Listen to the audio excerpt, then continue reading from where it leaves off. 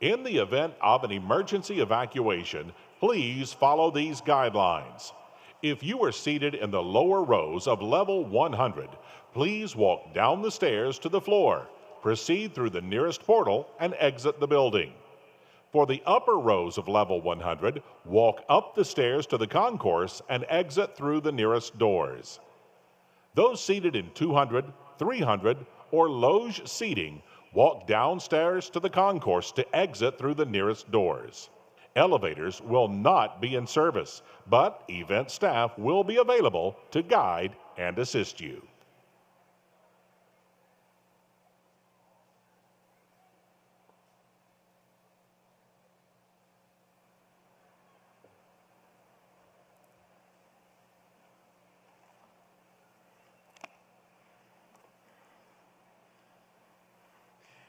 Dear guests, families, and friends, good afternoon. It's a beautiful day on Rocky Top. Welcome to the Thompson-Boling Arena and the Herbert College of Agricultural Commencement Ceremony. This day represents a milestone accomplishment in the lives of our students. We are grateful to you for helping us to honor this year's graduates. Please remember that this is a formal academic ceremony and appropriate decorum is expected. Please be respectful throughout the ceremony and remember that the focus of this day is on our students. At the conclusion of today's ceremony, all our graduates will be asked to exit up the stands to the concourse level of the arena. Guests will not be allowed to come to the floor. Now I ask that you please rise for the academic processional. The procession includes the graduates of the class of 2022 and faculty representatives of the Herbert College of Agriculture. University of Tennessee Knoxville Chancellor Dondi Plowman and the Herbert College of Agriculture Dean Carla Beal will lead the commencement stage party that includes the University of Tennessee trustee Brad Box, honored guests, and members of the college administration.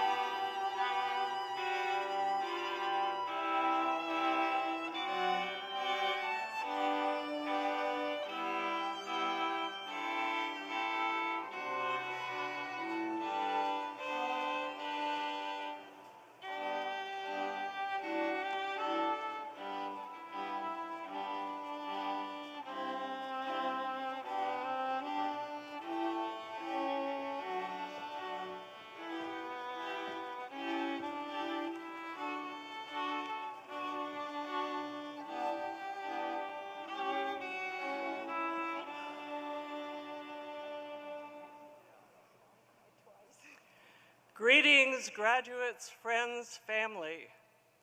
Please remain standing as we begin today's ceremonies with the singing of our national anthem. Gentlemen, please remove your caps, and everyone join Adriel Baralt Jimenez and the UT Spring Quartet in singing the Star-Spangled Banner.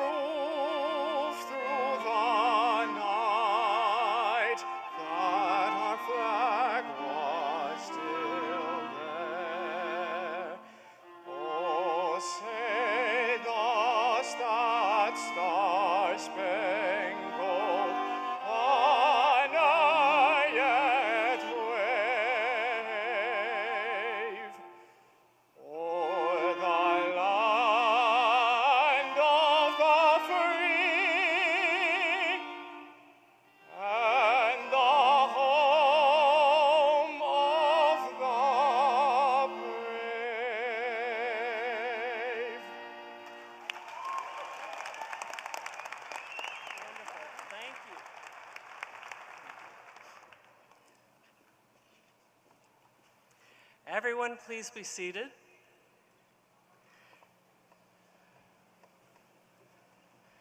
Good afternoon, and welcome to the Herbert College of Agriculture Commencement Ceremony.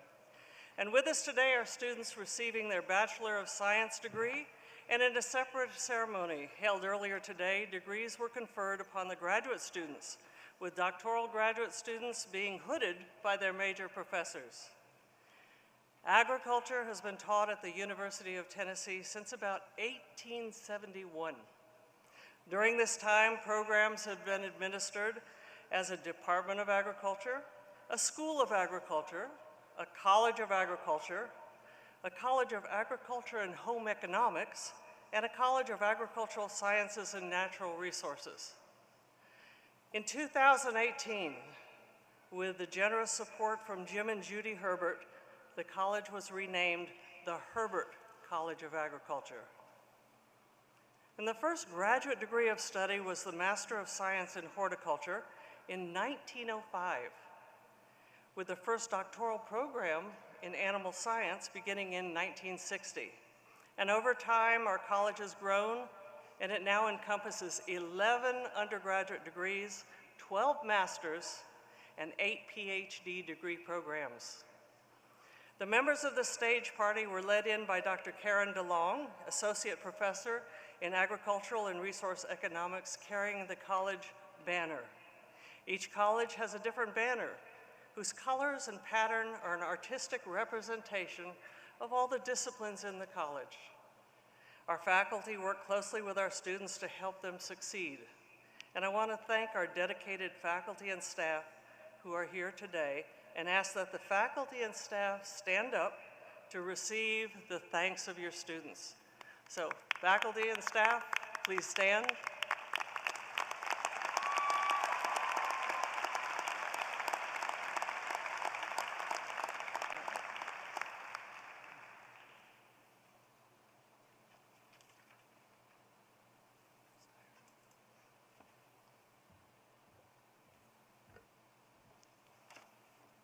Good afternoon.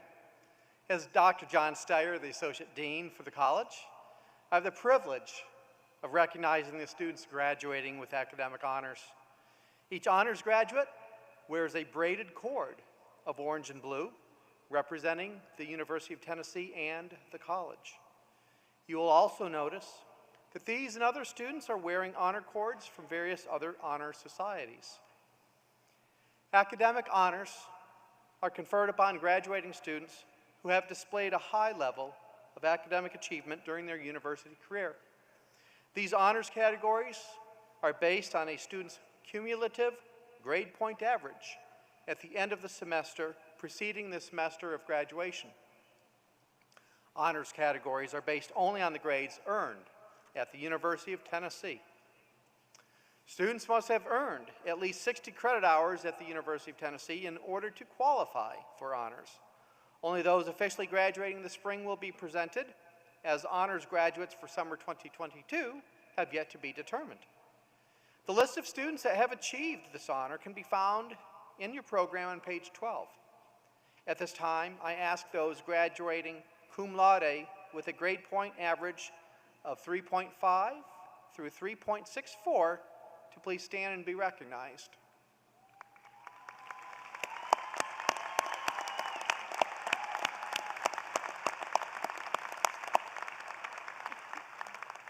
Thank you. You may be seated.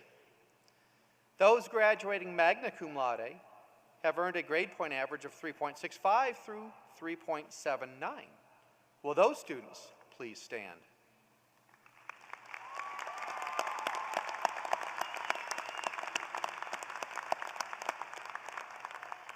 Thank you. You may be seated. And those graduating summa cum laude have earned a grade point average of 3.80 through 4.0. Will those students please stand and be recognized?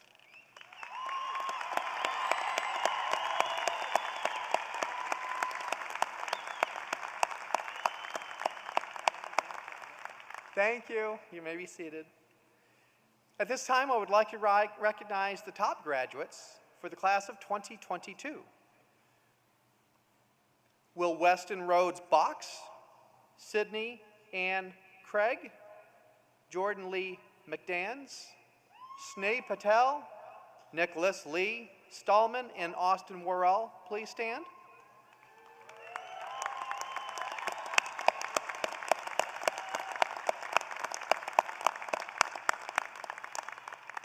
Thank you. The university recognizes other top students through their participation in the Chancellor's Honors Program. Will the following students please stand as I call your name to be recognized for completing this rigorous program over the past 4 years? Cindy Craig, Leah Crowley, Jordan McDans, Houston Phillips, Allison Posadas, and Peyton Webb.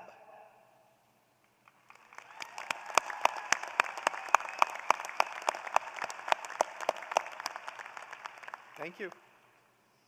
The Haslam Scholars Program recognizes a handful of outstanding incoming first-year students each fall.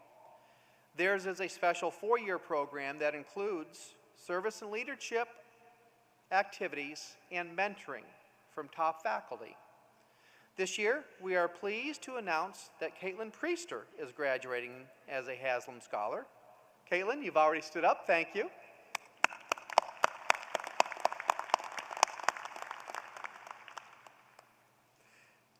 The Honors Leadership Program is one that helps scholars understand the theoretical and practical application of leadership.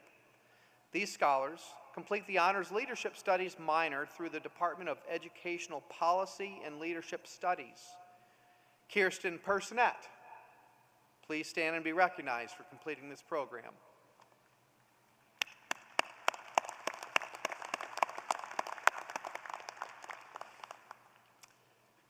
And in the college, we have our student ambassadors, who are to many incoming students the first face of the college as they help with our recruiting and student activity programs. This semester, we have 9 ambassadors graduating. Students, as I call your names, will you please stand and be recognized? Will Allen, Will Bennett, Garrett Franklin, Tara Ivy, Annalise Leach, Laura Lee Parson, Jake Patterson, Will Rice, and Parker Ward. Let's give them an applause.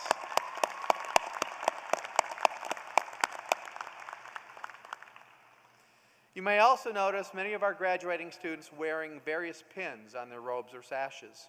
The college recognizes some of the additional activities completed by students as part of their academic program, which helps them develop in various ways outside of the classroom. Pins are awarded for the following activities. Students, please stand and remain standing if you are wearing one of the college pins for internship, international experience. We're going to get them all here, folks. Service learning. Keep standing, please. Undergraduate research. Learning community. Leadership pin. Student donor. And farm credit scholars. Thank you. You may be seated.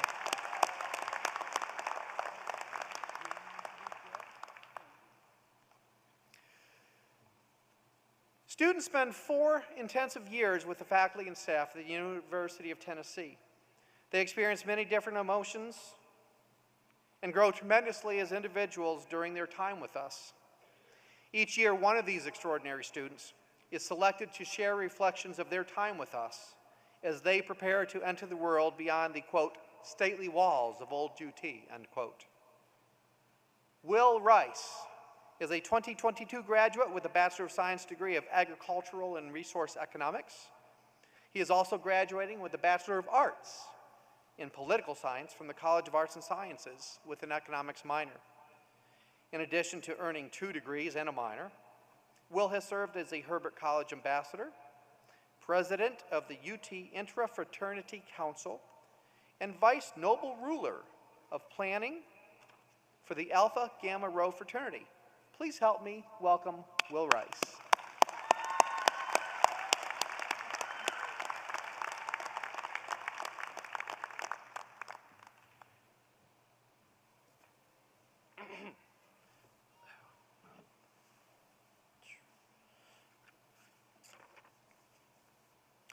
Good afternoon. My name is Will Rice, and it's an honor to serve as your student commencement speaker. I'd like to start by congratulating everyone walking across the stage today. We've all completed a momentous chapter in our lives, and we'll leave this ceremony differently than we came in as college grads. Next, I'd like to thank the guests in the audience, the friends, family members, and mentors who have made sacrifices and invested time in order to help us get here. Now I'd like to quickly jump back to my first comment. So initially, the only thing I could think about when I'd been selected to do this was the honor, but that feeling was soon replaced by a combination of anxiety and dread. You see, a good commencement speech needs to celebrate the accomplishments of the graduates, as well as the college itself, and talk about a hopeful message for the future. And I was unsure if I'd be able to meet those expectations. With all the general uncertainty and division in the world we live in today, combined with my own individual struggle to define the future in this completely new and ambiguous stage of life, how on earth was I going to talk about these infinite possibilities on the horizon? We're going to put a pin in that. The celebratory piece, on the other hand, is rather easy. Herbert students naturally embody the volunteer spirit because our majors and disciplines are centered around issues bigger than ourselves. Everyone's already responding to some higher calling. And that higher calling is based oftentimes on a connection to a mentor or the communities we come from that inspire us.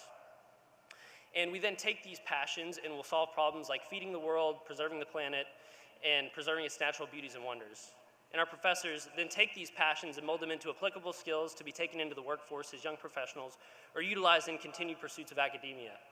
And not to mention, as a land-grant university, our professors are not just instructors. They're advocates and experts on their respective subject matter who serve as an invaluable resource to our students. Not to mention all the time and energy put into life at Herbert outside the classroom by Herbert faculty and staff to sponsor and put on events, student organizations, and the many other events that go into creating the community culture we have here at Herbert, which should be the envy of any college.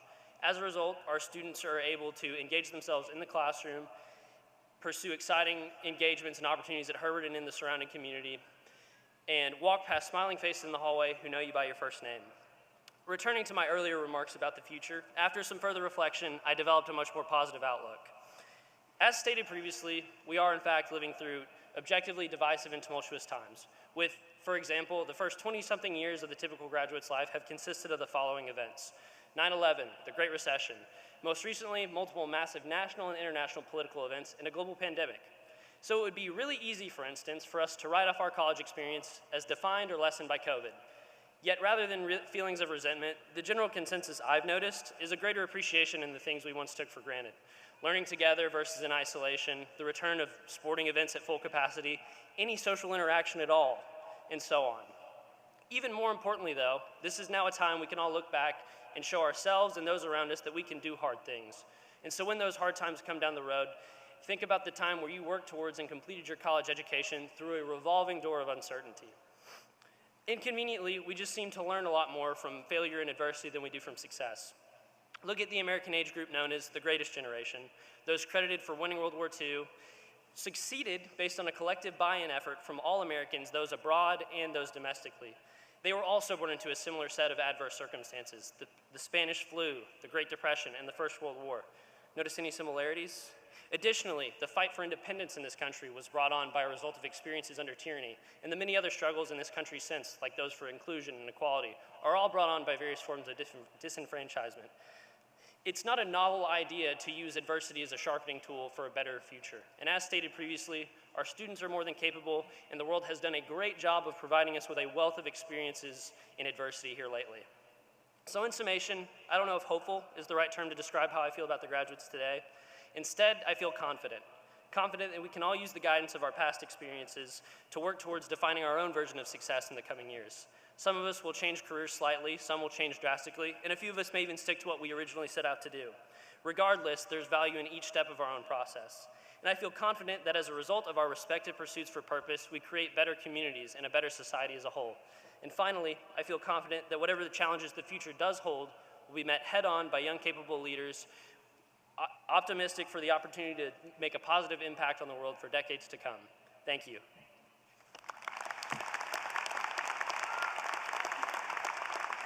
Wonderful job. I get it. Thank you very much, Will.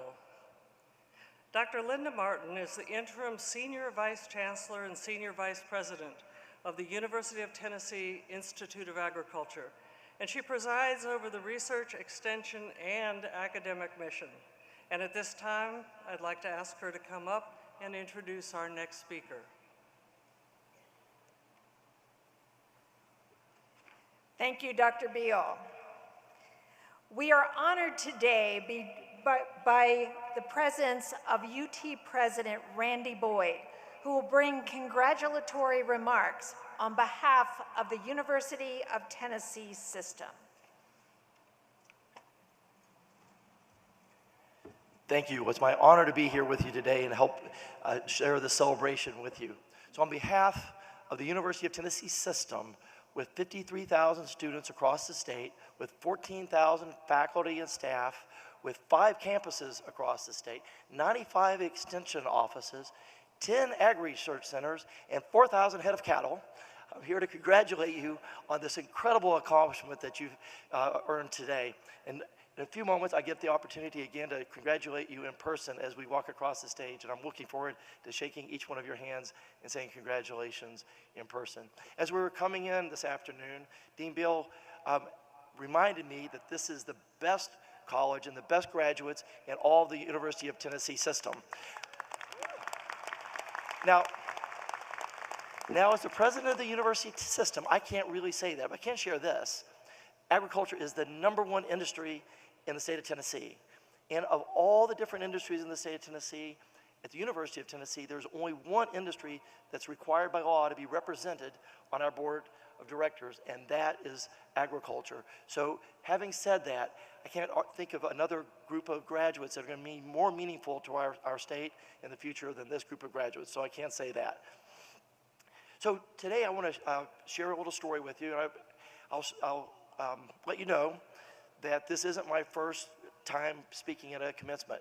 And you're lucky, because the first time when I spoke at a commencement, I was really long and really boring. And I know that because a friend of mine came up and told me. But he also, thankfully for you, gave me some really good advice. He said, Randy, the next time you speak, it would be much better if you told a story so you're not so boring. And second, he said, it's good if your story actually has a point. It doesn't have to have a point, but it's just good if it has a point. And the final thing they said, which was most important, he said, remember, there's not a single person that came to actually hear you speak, so be brief. So I'm going to try to remember those three things. Now, by the way, we do have a great commencement speaker today, and Carol White, and you'll be really eager to hear her. But I'll share one story with you today. So before I got this job, I used to be the Commissioner of Economic and Community Development. And by the way, if a governor ever calls you and offers you that job, say yes. It's a fantastic job. And you may be thinking, wait, I'm an ag major. The governor will never call me. But before I took the job, I was a dog fence salesman. So there's hope for you. But as the Commissioner of Economic and Community Development, you have this great job. You travel all across the world meeting leaders of big companies and then telling them how great your state is. And if you're fortunate, they'll make a decision to move their company or some part of their company to our state and give jobs to your friends and neighbors. It's just a fantastic opportunity to serve your state and make a difference. One of the other things you do in that job on occasion is do mission trips where you'll get like 30 business leaders, go to Japan or Germany or China. We did all of those. For me, one year, I get to go with about 30 business leaders to Israel for a week. And I was really excited about the trip, like I was about all of them, but I was particularly excited about a meeting that we had at the very end of that week. And on the Friday, after all the business meetings, just the governor and I got to have a meeting with President Shimon Peres. So I'm looking at your faces and you're looking like, wait, who is that? That's a problem I found. I think most of this generation doesn't know who Shimon Peres is. So I'll give you a little background. So Shimon Peres has been president of Israel 2 times, not just once, but twice he was the president. He was on the cabinet, which is kind of like our secretary level positions. He was on the cabinet 12 different times. 3 of those times on the cabinet, he was the prime minister, which is the guy that runs the country. So 3 different times he was prime minister running the country. At age 26, he was the minister of defense. Now, as you probably know, in Israel, defense is pretty important. At 26 years old, can you imagine? He's in charge of defending the nation. And he won a Nobel Peace Prize. So this guy has done a lot. So you can now imagine why I was so excited to meet him. But he was 92 years old. And I'm thinking, at 92 years old, he may not be as sharp as he once was, but it didn't matter. I mean, if I could just shake his hand, be in his presence, it would be all that I would need. So the governor and I knock on his door of his office. He opens the door, and within seconds, I realized how wrong I was. This was one of the wisest, smartest men that I've ever met. They talk about people that start at 30,000 feet and helicopter down. He was one of those people that started at 30,000 feet and helicoptered up. His view of the world was so deep and so broad. I don't think I was in trouble with the governor too many times in the years that I worked with him, but this is one time that I got in trouble with him. So we were there with President Peres for about an hour. And after the meeting, as we're walking down the hall by ourselves, the governor looks over at me and says, you were taking notes, weren't you? I said, no, I was too mesmerized. I didn't write anything down. So I'm pretty sure he was pretty upset that I didn't take notes because there was so much wisdom he passed on. But I remember how he started our meeting, and I remember how he finished. And that's the advice or the message I want to pass on to you. So when we sat down, I think he could tell that we were a little uncomfortable, a little nervous, didn't know exactly how to start the conversation. And I imagine he's probably had that kind of experience many times before. So he helped us out. He says, oftentimes when people meet me, they ask, what was your greatest accomplishment? I think, wow, this is pretty good. I wonder what he's going to say. President twice, defense minister at 26, Nobel Peace Prize. I wonder what he'll choose. But he's 92 years old. I remember he's 92 years old. And he says, when people ask me what my greatest accomplishment was, I tell them it will be what I do tomorrow. And then they'll ask, what was your greatest failure? And I always tell them, my greatest failure was I failed to dream big enough. And then he went on for another hour to share all kinds of equally great wisdom that I've totally forgotten because I didn't take notes. But I remember how he finished. At the end of the meeting, he said, "You're old when you can account more accomplishments of the past than you can dreams of the future. And you're forever young when you can count more dreams of the future than you can accomplishments of the past. Always dream big." So that was a message that resonated with me, and I wanted to share that with you. So while we're gathered here, while we reflect on that, we are gathered here today to applaud all that you've accomplished as a student. It's also important to remember this is a time to think about your next accomplishment, what you will accomplish tomorrow. And remember, do not fail to dream big. And as with any great accomplishment, you never do it alone. Surrounding yourself with great people is one of the most important keys to your success. So today, to make a point to thank the family, your friends, your peers, and your teachers that helped you achieve this great accomplishment. And while this is a big day for you, you're part of something even bigger. This year, more than 8,417 other UT students are graduating and walking across stages all across the state and joining the University of Tennessee alumni. And today, 243 of you are graduating from this college, joining 5,136 from the University of Tennessee, Knoxville. And that's a big deal, and something to be proud of.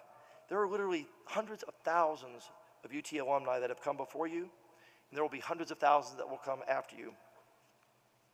They have individually and collectively made an incredible impact on their community, their state, and the world, and so will you. As new alums, I'd like to leave you with 3 challenges. The first, live a life that makes the world a better place than you found it. Second, live a life that honors the UT Knoxville tradition and makes former alumni proud. And finally, live a life that will inspire future generations that will follow you.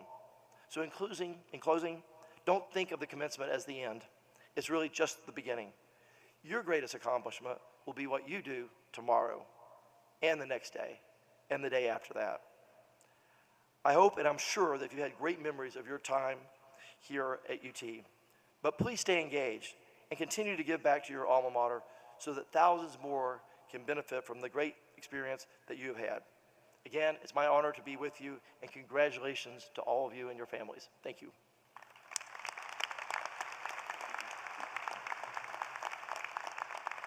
Thank you, President Boyd.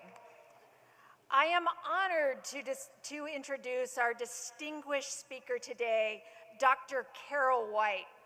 You'll learn very quickly that Dr. White is a passionate Tennessee Vols fan.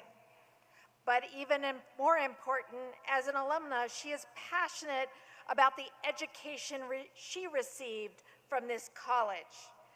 Dr. White received her bachelor's degree in agriculture with a major in food science and technology in 2005. During her time at the university, she was extremely involved in the campus community, including serving as a student member of the Board of Trustees. Since her time here, she has gone on to pursue even bigger things, completing her doctorate at the University of Tennessee Health Science Center, College of Pharmacy in Memphis. Not surprising, Dr. White has continued her academic endeavors by recently completing a Master of Business Administration in Healthcare Management. We are grateful she made it back to Tennessee, and since then has held clinical pharmacy and leadership roles in the top healthcare organizations across this nation. She currently serves as the Director of Medical Outcomes and Analytics for a large pharmaceutical organization, focusing her efforts on internal medicine and population health in Tennessee. During what spare time Dr. White enjoys, she enjoys traveling, cheering on the Vols, and living her life as a true volunteer. Please join me in welcoming our speaker today, Dr. Carol White.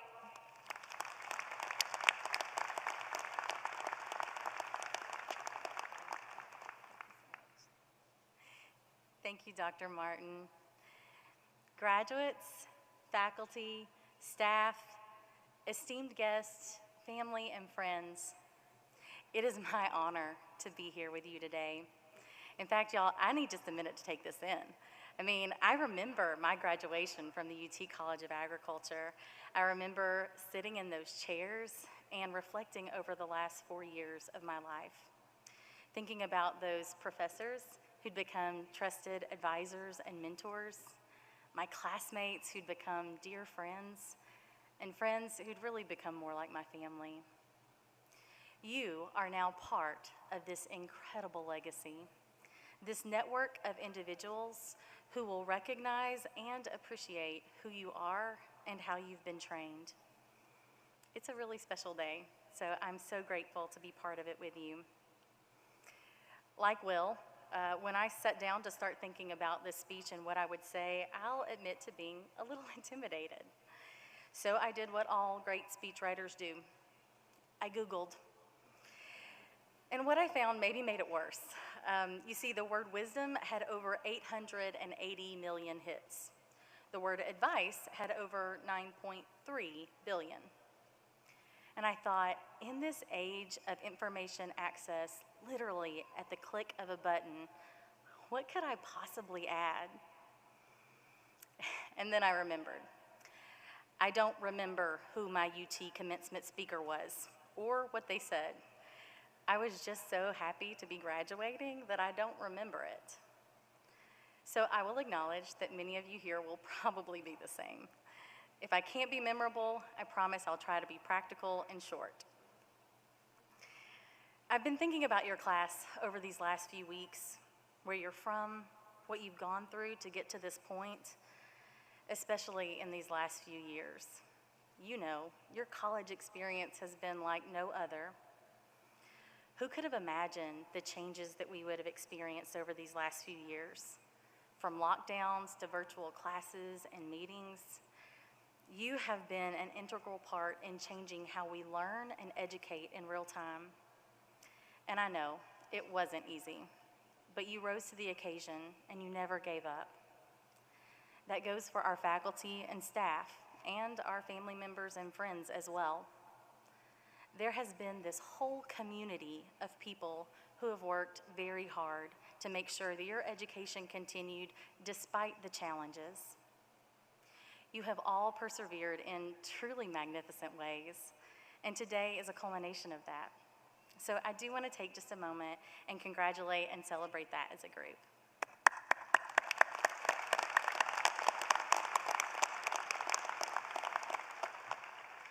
So back to the reason that I'm here for you today. I'm just like many of you. I grew up on a farm in a small town in southern Middle Tennessee. I learned the value of life, hard work, faith, and family on that farm.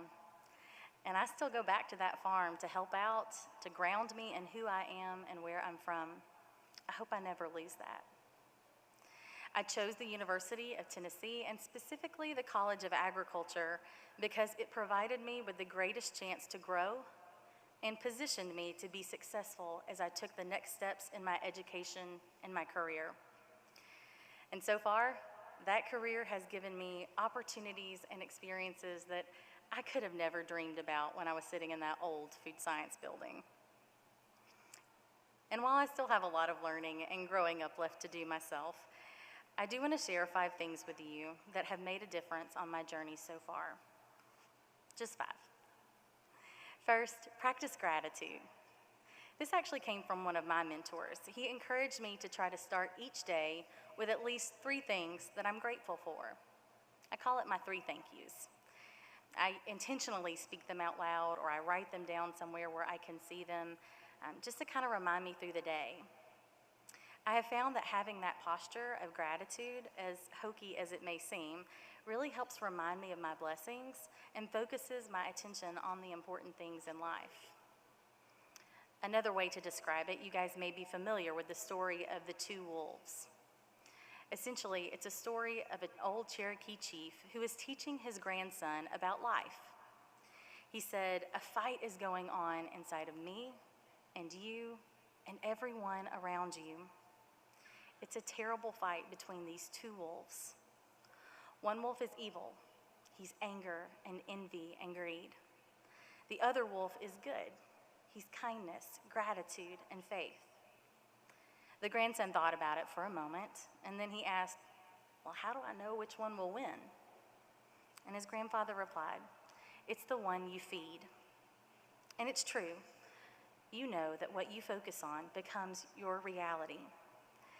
So in this culture that has you counting calories and likes and followers, can I just take a minute to encourage you to be a rebel and count your blessings instead?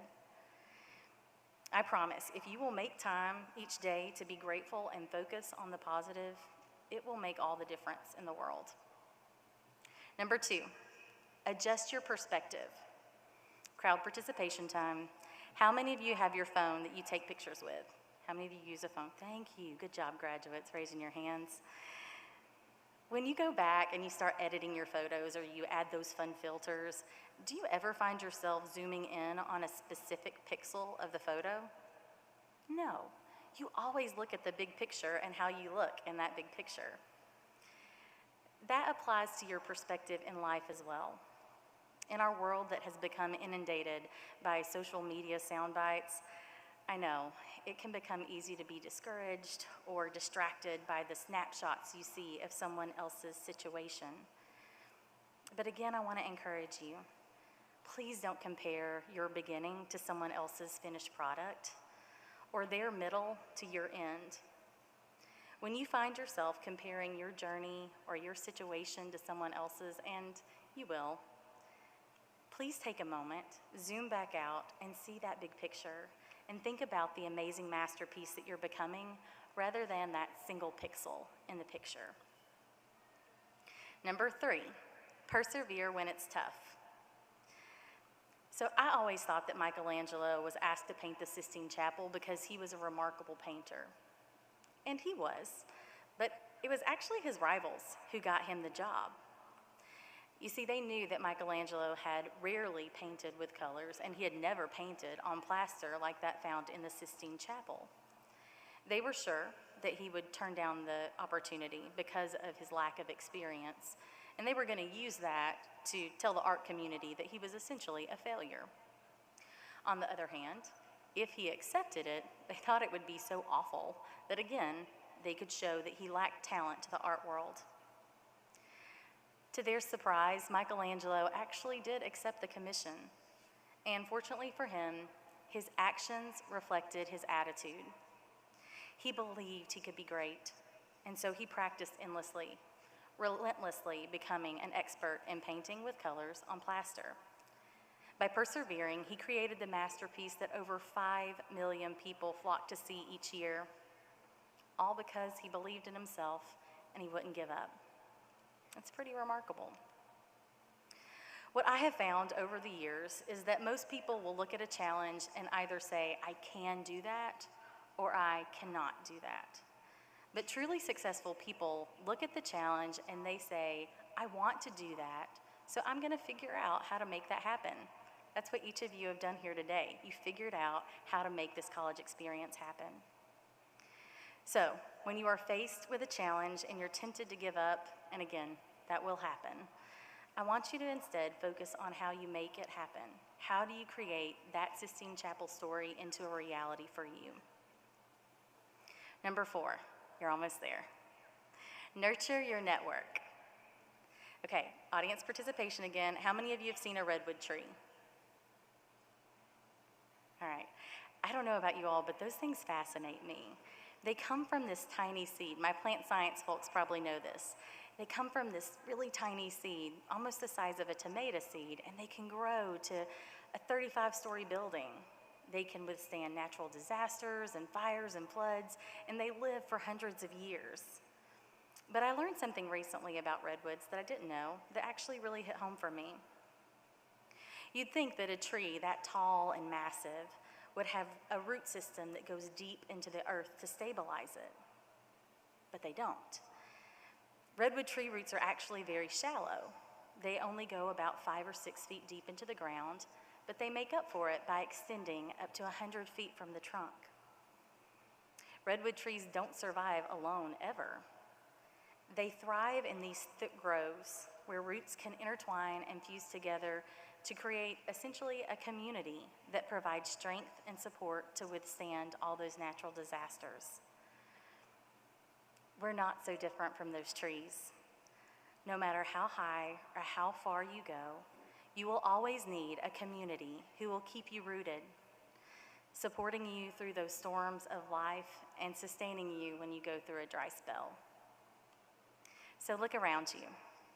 Look at your classmates and your friends, your family members, your faculty, all who've come to celebrate you today. Surround yourself with those people that reflect who you are and perhaps more importantly, who you want to be. It's going to take effort to maintain that connection, but this is your network. So nurture it and grow it, and let your life so intertwine with the lives of others that will hold you accountable and sustain you in a beautiful way. And last one, y'all, be a torchbearer. Integrity is having the inner fortitude to be truthful, trusted, and trustworthy, to act with honor and be consistent in your words and actions. If you only remember one thing from this talk, please remember what I'm about to say. In your career, there will be at least one fork in the road where you will be tempted to compromise your character. It may not be obvious. It may actually look like a strategic decision. But please don't risk your peace of mind by taking the easy, strategic, or popular way instead of the way that you know to be right. Don't let the chaos of this world put out the light within you. Which reminds me, you're all familiar with the torchbearer here on campus, and you know what it means. It exemplifies everything it means to be a volunteer. We light the way for future generations through leadership and service. Lately, it seems like there's a lot of darkness, a lot of fighting, fear, anger, hatred, anxiety, depression. There are some heavy things that weigh on our world today. But you know that light shines brightest when it's dark. And when I look across this room today, I see hundreds of points of light, shining hope and encouragement.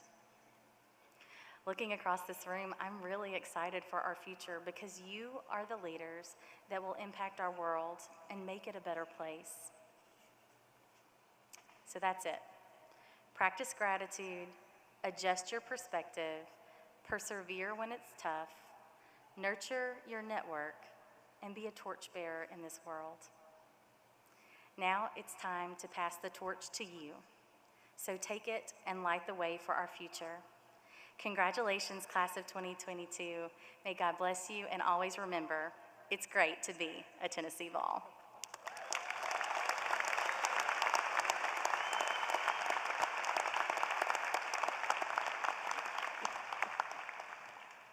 Thank you, Dr. White, for that wonderful message. Your work ethic and success serve as an inspiration to us all, including the fine graduates we have here today. Thank you again. And we've now reached the part of the program where we call the graduates to the stage by department. I know this is something you've been waiting for. Dr. John Steyer will read the names, and I ask that you respect the families of all the graduates so that each can hear the name of their graduate when it's called. And President Boyd and Dr. Plowman will join me on the lower platform to congratulate the graduates.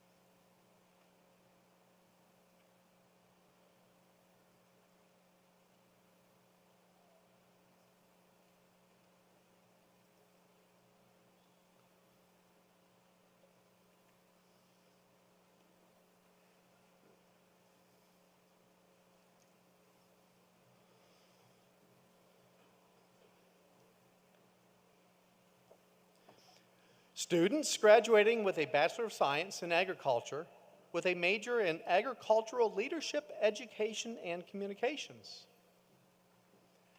Grace Caroline Harville.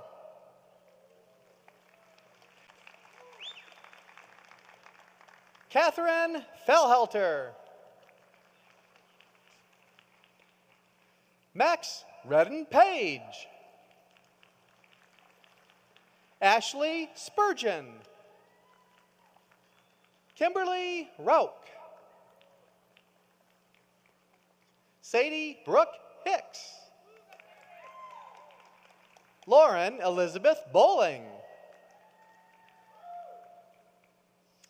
Our next group are students graduating with a Bachelor of Science in Food Science.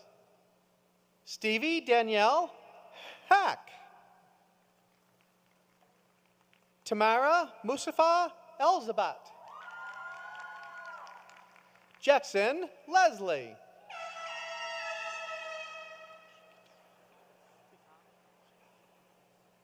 Jash Kitan Patel. Shub Kartik Patel. Sneh Ashwin Patel. Pooja Vijay Patel. Anna Claire Swenson. Avery Ollis. Joshua Sahad. Halia Grace Walleran.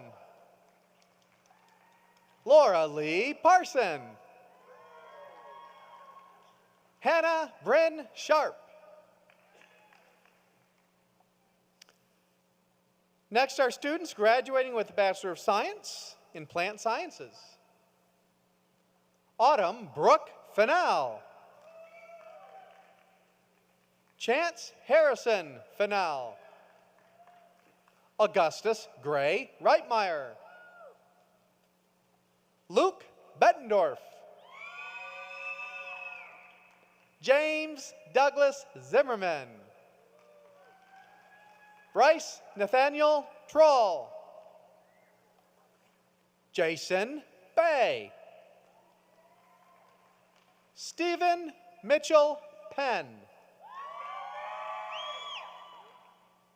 Caleb Stafford.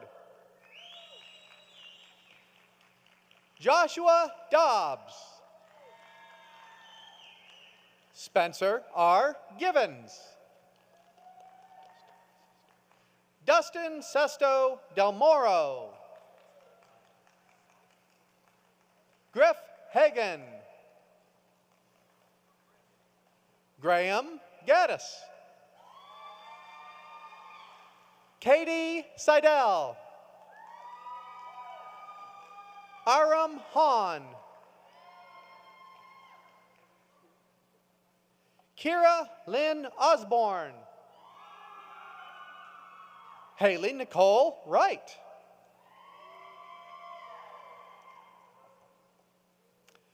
Our next group are students graduating with a Bachelor of Science in Animal Science. Taylor Cash.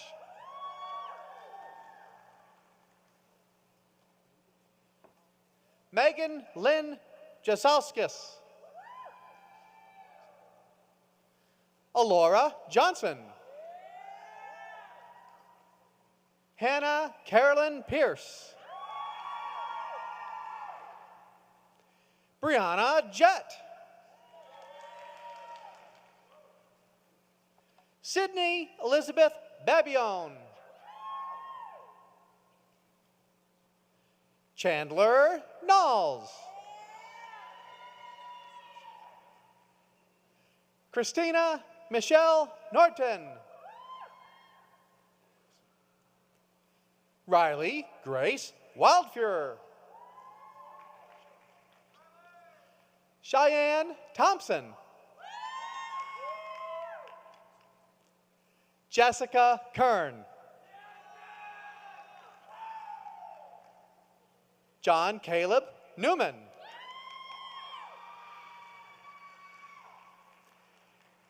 Allison Elise Stokes. Selena Marie Brown.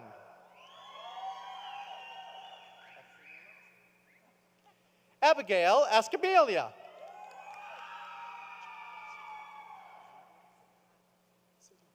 Rebecca Jane Ziegler.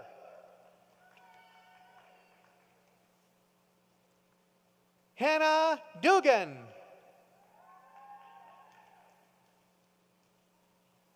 Lauren Deathridge. Cassidy Lane Adams. Catherine Paige Phillips. Mackenzie Carol Johnson. Rachel McKenna Russell. Megan Harms. Kelly Grace Kerr. Hannah Catherine Compery. Emily Lauren Masiskia. Sophia Maria Ascolisi. Ashton Fowler.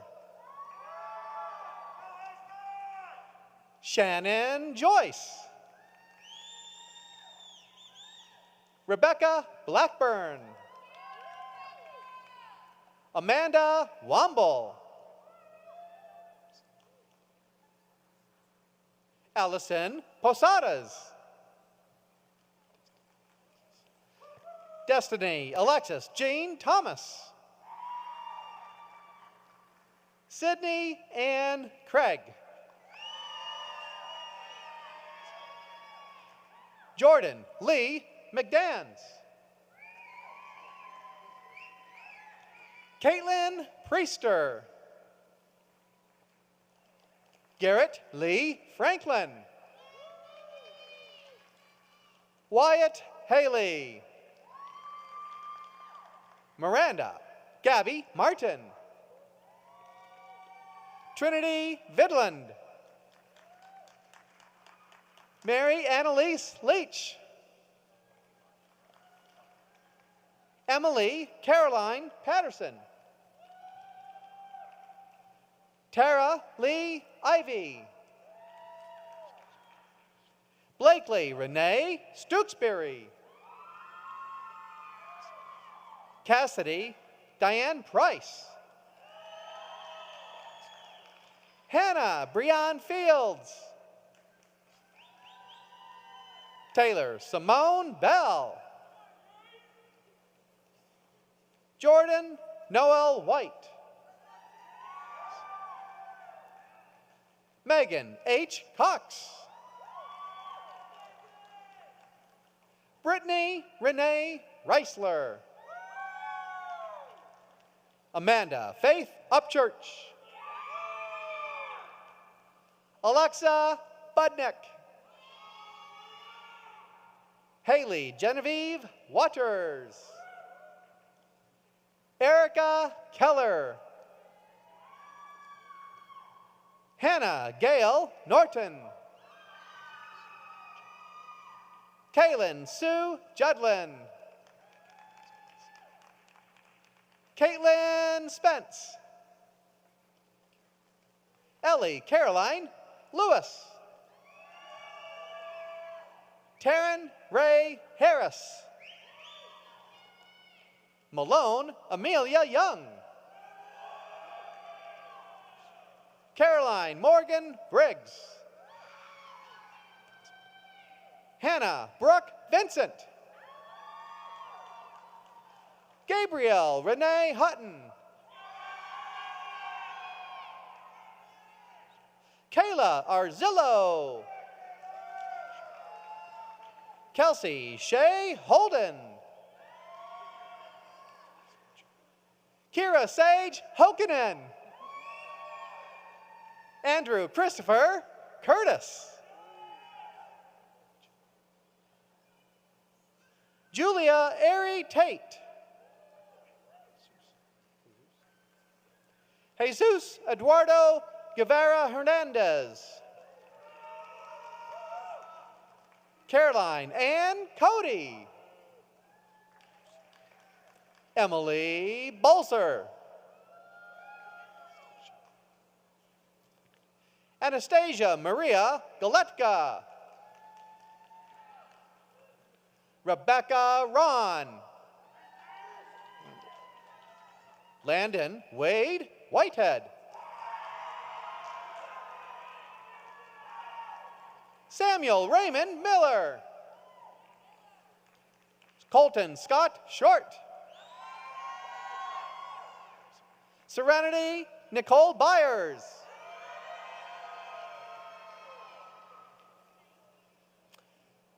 Next, students graduating with a Bachelor of Science with a major in Biological Sciences.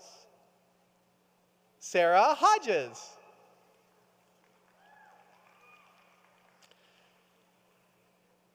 Next are students graduating with a Bachelor of Science in Agricultural and Resource Economics with a major in Food and Agricultural Business or Natural Resource and Environmental Economics. Nicholas Sean Devine. William Andrew Rice. Troy Bennett Burrow II. Joseph Walker Galbraith. Nathan Taylor Couch. William Hence Duncan. Sarah Catlin Cantrell. Grant McMahon.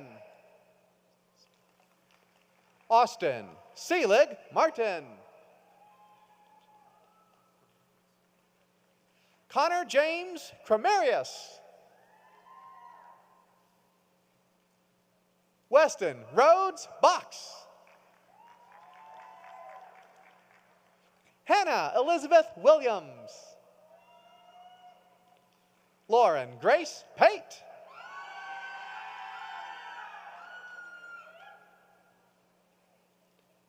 Next, we have students graduating with a Bachelor of Science in Biosystems Engineering, a Bachelor of Science in Construction Science and Agricultural Systems, or a Bachelor of Science in Environmental and Soil Sciences.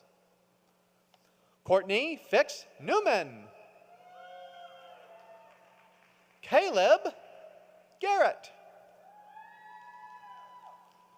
Chase Richard Hamilton.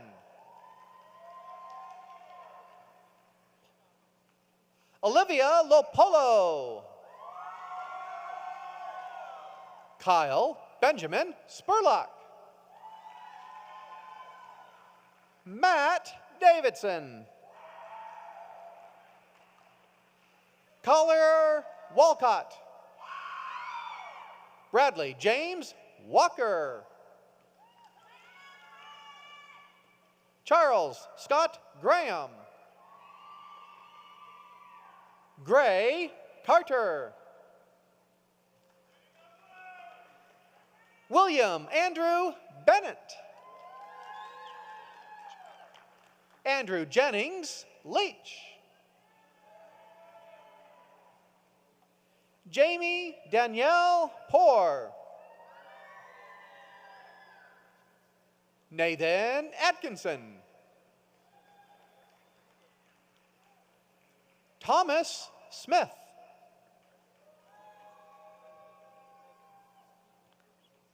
Cullen Richard Podgorski. Peyton Wigman. Parker Word. J.R. Keene. William Russell Dawson. Savan Rakesh Patel. Davis Connor Greer. Josh Gurleve. McKinley Ryan Ferris. Jim Ferry. Ty Andrew Hodges. Asher Douglas Redman. Robert Blake Braswell.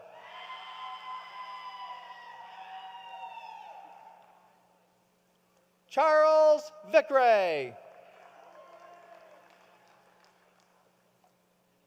William Thomas Henley.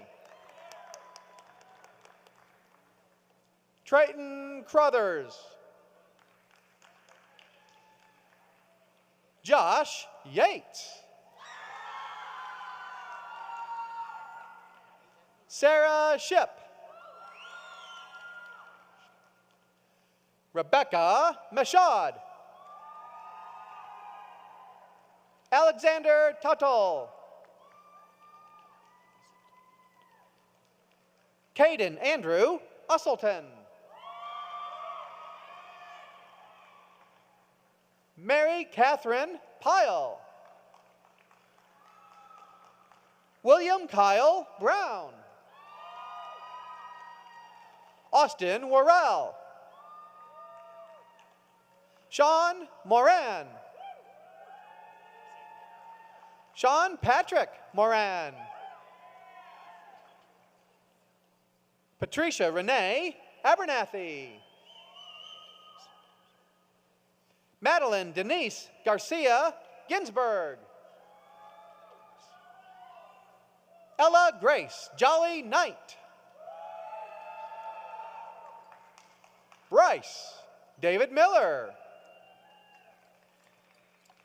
Keely Jane Sage. Bria Sorrells. Houston Daniel Phillips.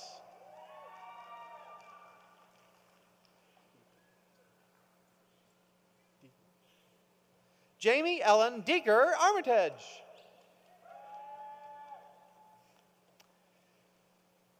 Next we have students graduating with a Bachelor of Science in Forestry or a Bachelor of Science in Wildlife and Fisheries Science. Tully Elise White. James Garrett Long. Jacob Cade Patterson. Lafayette Stone Payne. Robert Anderson Smith. Hayden Keith Baxter. Augustus Paul McAnally. Jonas Dennis Suggs. Seth Dwayne Haston. Dalton Clayton Bonds. Peyton Abigail Webb. Gabrielle Colarusso. Catherine Anna Spala. Hannah McDowell. William Allen. William Davis Bailey. Everett Rhett Bowling. Colin Hubbard. Payne Andrew Looney. Trayson Mills. Allison Garton. Kira Sage Hokanen. Brianna Shea Qualls. Jacob Nathaniel Hooker. Andrea Hansen. Hillary Elizabeth Poole. Megan Renee Pendleton. Brandy L. Miller. Leah Noel Crowley. Ariana Demise Hall. Sean Morris.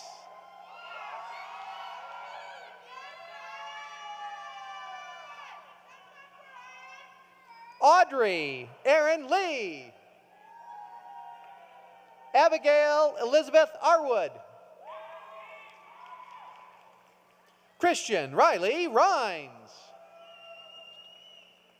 John Tristan Mitchell.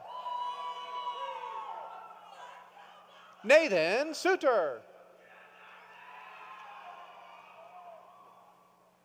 Sydney Jean Labai. Caitlin Hakes. Laura Ann Heilman.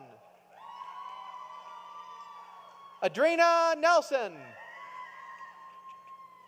Brittany Gentry. Hannah Sheely. Olivia LaFollette. Jillian Russell. Jordan Danielle Butler. Hadley Blake Allison.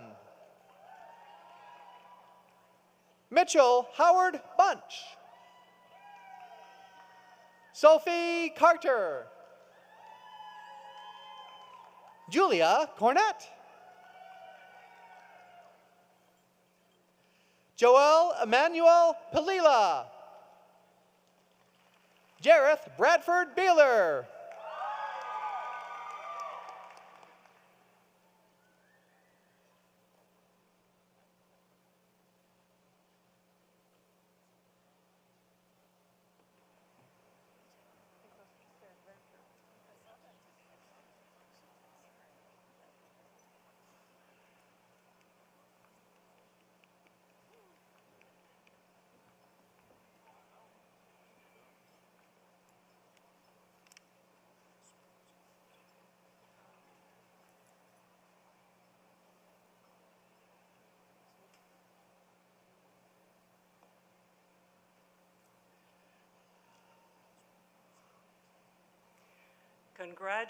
Congratulations, graduates.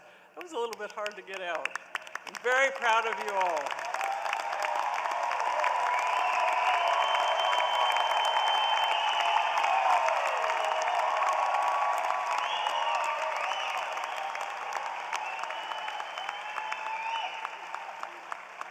I know that some of your family probably feel like they just graduated too. And in a few moments, Chancellor Dondi Plowman will conduct the conferral of degrees and conclude today's ceremony. You waited a long time for this moment, and I know you want to enjoy it. So after your degree has been confirmed, I hope you'll celebrate and soak in this moment. To the family and friends of our graduates, I thank you for sending your loved ones to us. We value them as much as you do. And I know these students are your children, your brothers, your sisters, your nieces, your nephews, maybe a few are spouses, some might even be mom or dad. And you supported them during their time here, providing the emotional and often the financial aid they needed to complete their studies. So graduates, please take a moment and join me in thanking your families for their steadfast support over the past few years.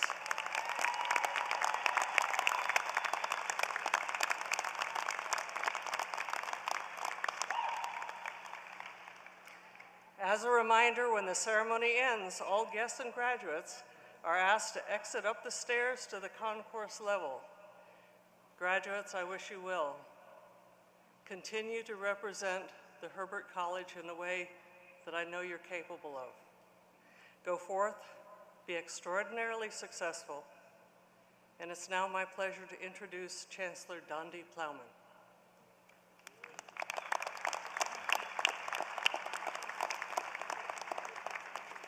Okay, graduates, we have arrived at the part of this ceremony I know you've been looking forward to, when I actually confer your degrees and you move your tassel in just a minute.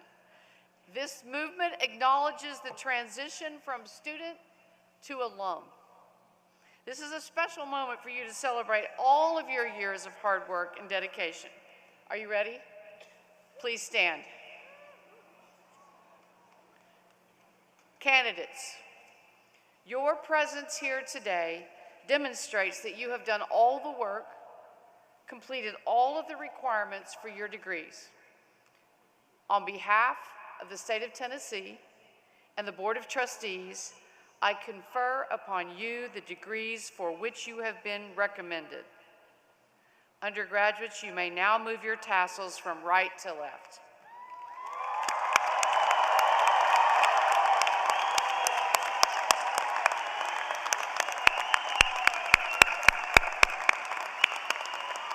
Congratulations. We are all so proud of you, and I hope you always remember this moment. Now, we're going to close out this ceremony, as is our tradition, by singing the alma mater together for your first time as an alum.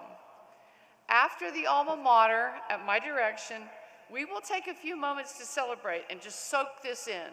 So graduates, at that time, and I'll let you know when it is, you may throw your caps, take pictures, find your friends, and let's all just cheer as loud as we can. This is the time to celebrate you and all you've accomplished and all of those who've helped you. So everyone, please stand as we sing the alma mater. After the celebration, the stage party will recess and our ceremony will be officially concluded. Congratulations again to everybody, and go Vols.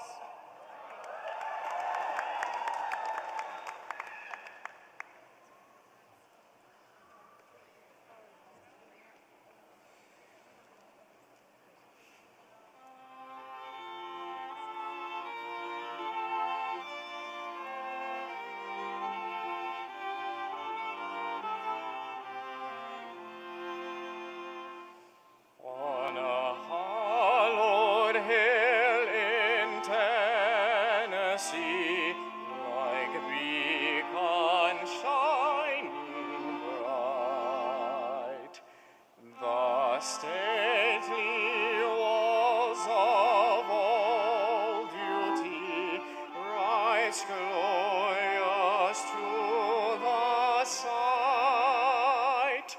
So here's to you, old Tennessee, our alma mater true. We pledge to love and harmony, our loyalty to thee.